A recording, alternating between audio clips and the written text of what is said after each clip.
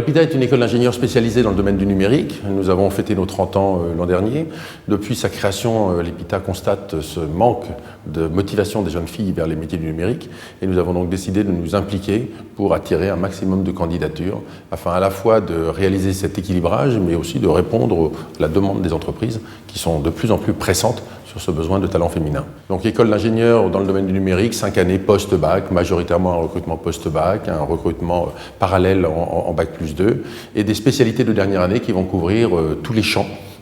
du numérique, des réseaux, multimédia, en passant par l'intelligence artificielle, les systèmes embarqués, tout ce qui touche aux télécommunications et bien entendu la cybersécurité, domaine particulièrement important et domaine qui semble être aujourd'hui un vecteur d'attraction pour les jeunes femmes. Sensible à cette difficulté de recruter les jeunes femmes, nous avons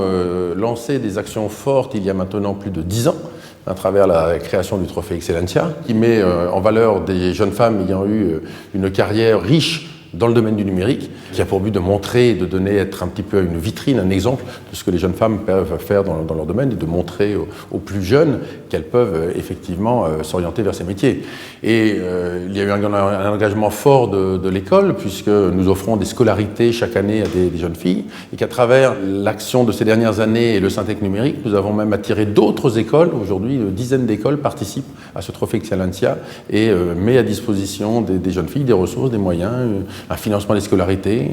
pour leur permettre d'aller plus facilement vers ces études. Force nous est de constater que les résultats sont loin de nos attentes. Donc nous avons multiplié d'autres événements spécifiques à travers un site internet Femmes Ingénieurs. Nous avons des accueils spécifiques sur les salons, lors des journées portes ouvertes, afin de montrer aux jeunes filles que ces métiers leur sont destinés, qu'elles y sont non seulement attendues, mais qu'elles ont un véritable apport à faire que ne savent pas réaliser aujourd'hui des équipes purement masculines. Il est évident que l'on ne peut pas aujourd'hui imaginer une société équilibrée sans qu'il y ait une intervention également équilibrée des hommes et des femmes sur tous ces secteurs. Les études sont négatives parce qu'il est vrai que le passé nous a montré que ce n'était pas un sujet simple, qu'il ne suffisait pas de le décréter, qu'il y avait un problème de mentalité qui remonte très tôt dans les études. Il y a un travail de fond à faire, je dirais, dans l'enseignement de toute façon avant même le collège, dès l'enseignement primaire, pour avoir plus de maîtres des écoles, avoir plus de formateurs sensibilisés aux sciences. Il y a des handicaps, le combat n'est pas gagné, mais je ne peux pas croire que nous puissions améliorer les choses. Alors une parité à 50,